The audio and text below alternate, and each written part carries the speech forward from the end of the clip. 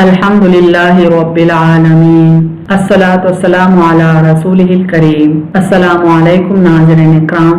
यस्सरल कुरान नाम की आसान तफसीर का लेसन नंबर 3.98 है, यानी तीसरे सूरे का लेसन नंबर 98 और थीम है सूरे आले इमरान आयत 151। टॉपिक्स कवर्ड इस तरह से हैं। सबसे पहले तिलावत, उसके बाद word by word and phrase bye phrase translation, फिर तफसीर, आखिर में कुछ अहम नुकात, एक्नॉलेजमेंट और रेफरेंसेस। औज़ु बिल्लाहि मिनश शैतानिर रजीम। बिस्मिल्लाहिर रहमानिर रहीम। सनुल्क़ी फ़ी क़ुलूबिल लज़ीना कफ़रू रुअब बिमा अशरकू बिल्लाहि मा लम युनज़्ज़िल बिही सुल्ताना व मअवाहुमुन नार व बि'सा मस्वल ज़ालिमीन। वर्ड बाय वर्ड ट्रांसलेशन देखें। सनुल्क़ी रूट वर्ड है लाम काफिया से, माने अनकरीब हम डाल देंगे। Soon we will cast. फी फाया से है, माने में। इन कुलूबी काफ लाम बा से है, माने दिल। प्लूरल है कुलूब कल्ब का, हार्ट्स। अल्लज़ीना अलिफ लाम लाम जालिया से है, माने जिन्होंने, दोज हु। कफरू काफ फारा से है, माने कुफ्र किया, डिसबिलीव। अर्रुबा रुआ आइन बा से है, माने हैबत, खौफ, घबराहट, टेरर। बिमा बा मीम अलिफ से है, माने इसलिए के, बिकॉज। अशरकू शीन रुआ काफ से है, माने उन्होंने शिर्क किया, दे एसोसिएटेड पार्टनर्स। बिल्लाही अलिफ लाम हा से है, माने अल्लाह का, विद अल्लाह। मा मीम अलिफ से है, माने जिस, व्हाट। लम लाम मीम से है, माने नहीं, नॉट। युनज़्ज़िल नून जा लाम से है, माने उसने उतारी, ही सेंट डाउन। बिही बा से है, माने उसकी, अबाउट इट। सुल्ताना सीन लाम तो से है, माने कोई सनद, एनी अथॉरिटी।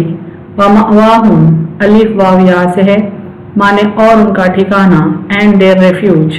अन्नार नून वावा से है, माने दोज़ख, आग, द फायर। व बि'सा बा अलिफ सीन से है, माने और बुरा, एंड रेस्ट और एविल। मस्वा सा वाविया से है, माने ठिकाना, अबूड।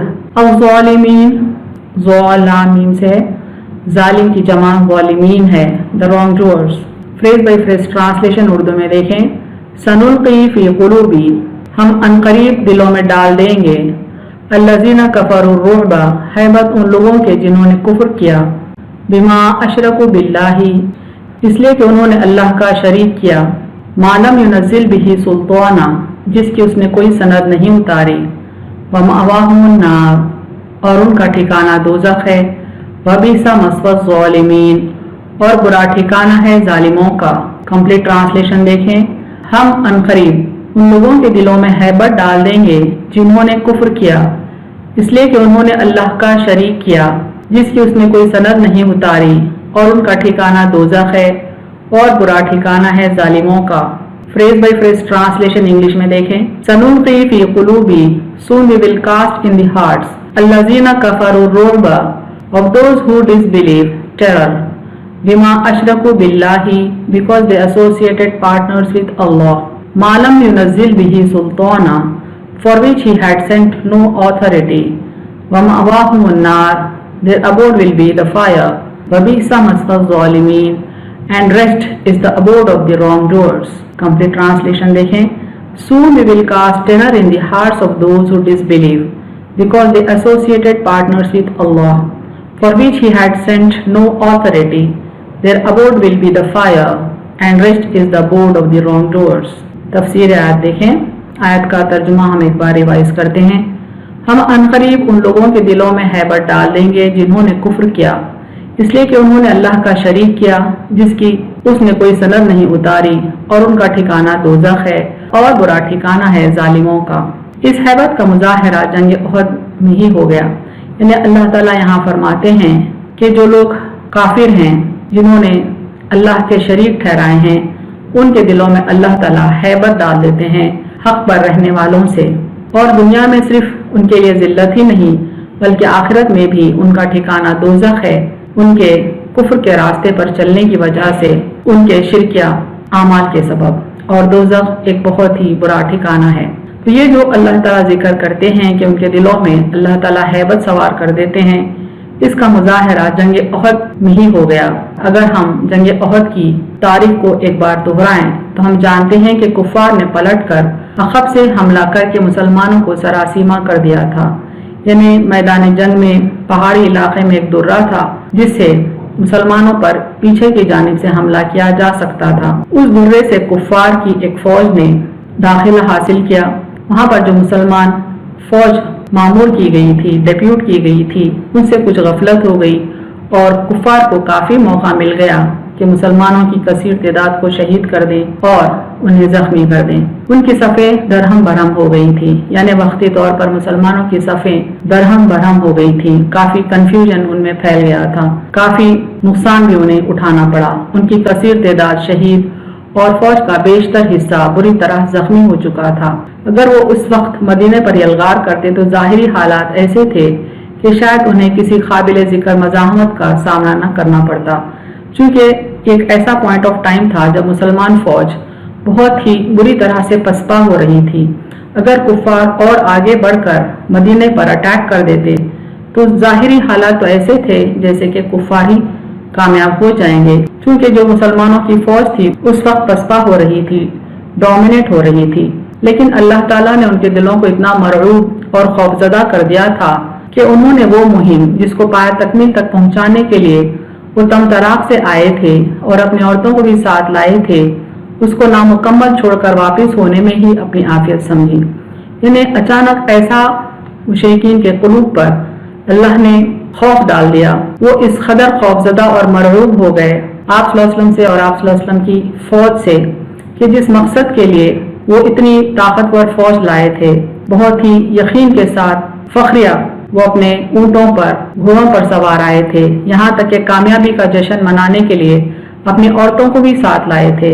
لیکن جیسے ہی اللہ نے ان کے اوپر ہیبت سوار کر دی، اس مقصد کو نامکمل چھوڑ کر واپس ہونے لگے اور سمجھنے لگے کہ واپسی میں ہی ان کی عافیت ہے، ان کا بچاؤ ہے۔ راستے میں انہیں اپنی اس غلطی کا احساس بھی ہوا کہ وہ اپنے کام کو ادھورا چھوڑ کر جا رہے ہیں، چنانچہ انہوں نے واپسی کا قصد بھی کیا، لیکن ہمت نے جواب دے دیا۔ یعنی واپس لوٹتے وقت واپسی کے سفر میں انہیں کچھ دیر کے لیے احساس ہوا ہے کہ وہ ایک اہم مہم میں کامیابی حاصل کرتے کرتے ناکام ہو کر لوٹ رہے ہیں۔ انہوں نے وقتی طور پر سوچا کہ پھر مدینے پر چڑھائی کریں گے، لیکن ان کے دل کے خوف نے انہیں واپس لوٹنے پر مجبور کیا۔ الٹا زخم خوردہ مسلمانوں نے زخموں سے چور خون میں ڈوبے ہوئے آپ صلی اللہ علیہ وسلم کی قیادت میں مدینے سے 8 میل دور حمراء الاسد تک دشمنوں کا تعاقب کیا۔ یعنی کفار میدان جنگ چھوڑ کر لوٹنے کے باوجود مسلمانوں نے آپ صلی اللہ علیہ وسلم کی قیادت میں ان کا پیچھا کیا۔ تقریباً مدینے سے 8 میل دور تک کفار کا پیچھا مسلمانوں نے کیا۔ رعب بھی فتح یابی کا بہت بڑا سبب ہے، یعنی دشمن پر رعب طاری ہونا، ہیبت طاری ہونا ایک بہت بڑی وجہ ہے، ایک بہت بڑا سبب ہے دشمن پر فتح یاب ہونے کی۔ ہیبت میں دشمن لڑے بغیر ہتھیار ڈال دیتا ہے، حالانکہ ان کے پاس ہتھیار ہوتے ہیں، تمام سہولتیں ہوتی ہیں، فوجی ہوتے ہیں، جان و مال سے وہ لیس ہوتے ہیں، پھر بھی خوف میں مبتلا ہو کر میدان جنگ چھوڑ کر بھاگ جاتے ہیں۔ اور آپ صلی اللہ علیہ وسلم کی خصوصیات میں سے ایک یہ بھی ہے کہ دشمن 1 ماہ کی مسافت تک ہراساں اور خوفزدہ رہتا ہے۔ یعنی اللہ تعالیٰ نے آپ صلی اللہ علیہ وسلم کو جو خصوصیات عطا کی ہیں ان میں ایک اہم یہ بھی ہے کہ 1 ماہ کی مسافت تک بھی دشمن آپ صلی اللہ علیہ وسلم سے خوفزدہ رہتا تھا۔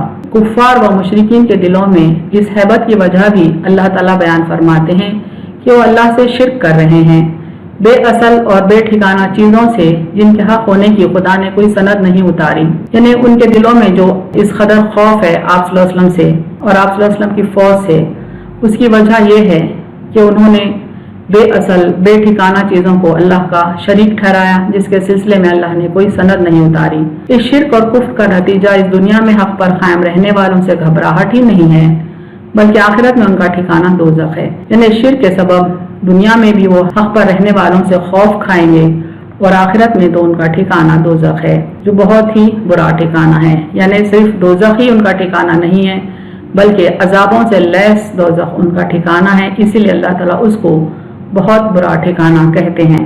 کچھ احادیث دیکھنے سلسلے میں بخاری و مسلم میں حضرت جابر بن عبداللہ سے روایت ہے کہ رسول اللہ صلی اللہ علیہ وسلم نے فرمایا، مجھے 5 باتیں دی گئی ہیں جو مجھ سے پہلے کسی نبی کو نہیں دی گئی۔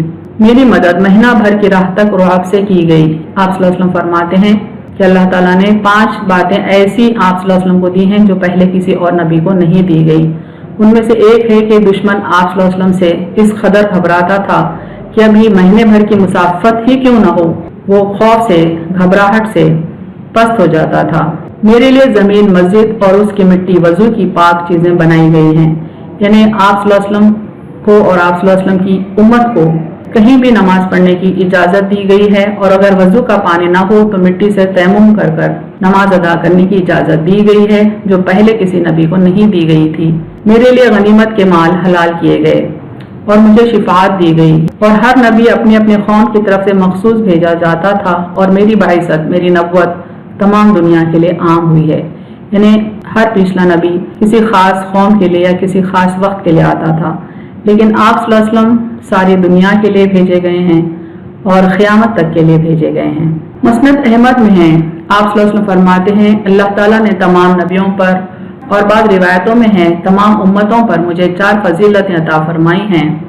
مجھے تمام دنیا کی طرف رسول بنا کر بھیجا گیا، میرے اور میری امت کے لیے تمام زمین مسجد اور پاک بنائی گئی، میرے امتی کو جہاں نماز کا وقت آ جائے وہیں اس کی مسجد اور اس کا وضو ہے، میرا دشمن مجھ سے مہینہ بھر کی راہ پر ہو وہیں سے اللہ تعالیٰ اس کا دل رعب سے پر کر دیتا ہے اور وہ کانپنے لگتا ہے۔ یعنی آپ صلی اللہ علیہ وسلم فرماتے ہیں کہ ابھی مہینہ بھر کی مسافت باقی ہے، لیکن کوئی شخص آپ سے دشمنی رکھتا ہے تو اس کے دل پر ہیبت سوار ہو جاتی ہے اور وہ کانپنے لگتا ہے، اور میرے لیے غنیمت کے مال حلال کیے گئے۔ مسند کی ایک اور حدیث میں ہے مجھے 5 چیزیں دی گئی، میں ہر سرخ و سفید کی طرف بھیجا گیا ہوں، یعنی دنیا میں جتنی بھی انسانوں کی نسلیں ہیں آپ صلی اللہ علیہ وسلم تمام کے لیے آئے ہیں۔ میرے لیے تمام زمین وضو اور مسجد بنائی گئی، میرے لیے غنیمتوں کے مال حلال کیے گئے جو میرے سے پہلے کسی کے لیے حلال نہ تھے، اور میری مدد مہینہ بھر کی راہ تک رعب سے کی گئی، اور مجھے شفاعت دی گئی۔ تمام انبیاء نے شفاعت مانگ لی، لیکن میں نے اپنی شفاعت کو اپنی امت کے لوگوں کے لیے جنہوں نے اللہ کے ساتھ کسی کو شریک نہ کیا ہو بچا رکھی ہے۔ یعنی اللہ تعالیٰ نے ہر نبی کو ایک دعا دی ہے جو اس نبی نے دنیا میں ہی مانگ لی، لیکن آپ صلی اللہ علیہ وسلم کو جو دعا کا حق دیا گیا ہے وہ دعا کو، اس شفاعت کو آپ صلی اللہ علیہ وسلم نے اپنی امت کے ان لوگوں کے لیے اٹھا رکھا ہے جنہوں نے شرک نہیں کیا۔ اہم نکات دیکھیں اس تفسیر کے۔ شرک کا عقیدہ عدم تحفظ کے احساس کا باعث بنتا ہے، انسان ہر لمحہ خوف کے عالم میں رہتا ہے کیونکہ شرک ظلم عظیم ہے، یعنی جو بندہ اللہ کا شریک ٹھہراتا ہے دراصل وہ ہمیشہ ہر وقت انسیکیورٹی کی فیلنگ میں رہتا ہے، اپنے آپ کو انسیکیور فیل کرتا ہے۔ ایمان باللہ تقویت قلب کا باعث ہے، یعنی جو بندہ خالص اللہ پر ایمان رکھتا ہے اس کا قلب ثابت قدم رہتا ہے، دل کو سکون ایمان کے سبب ہی نصیب ہوتا ہے، چونکہ عین فطرت کے مطابق ہے، یعنی اللہ کی ذات پر ایمان ہی دراصل انسان کی عین فطرت ہے، اس کے سبب دل کو سکون بھی اللہ واحد پر ایمان کے سبب ہی ملتا ہے۔ اللہ تعالیٰ نے آپ صلی اللہ علیہ وسلم کو جو صفات عطا کی تھی ان میں ایک یہ تھی کہ دشمن 1 مہینے کی مسافت سے ہی آپ صلی اللہ علیہ وسلم سے خوف کھاتا تھا، یہ خوف کی وجہ ان کا شرک ہے، اور اسی شرک کے سبب وہ آخرت میں بھی دوزخ میں رہیں گے۔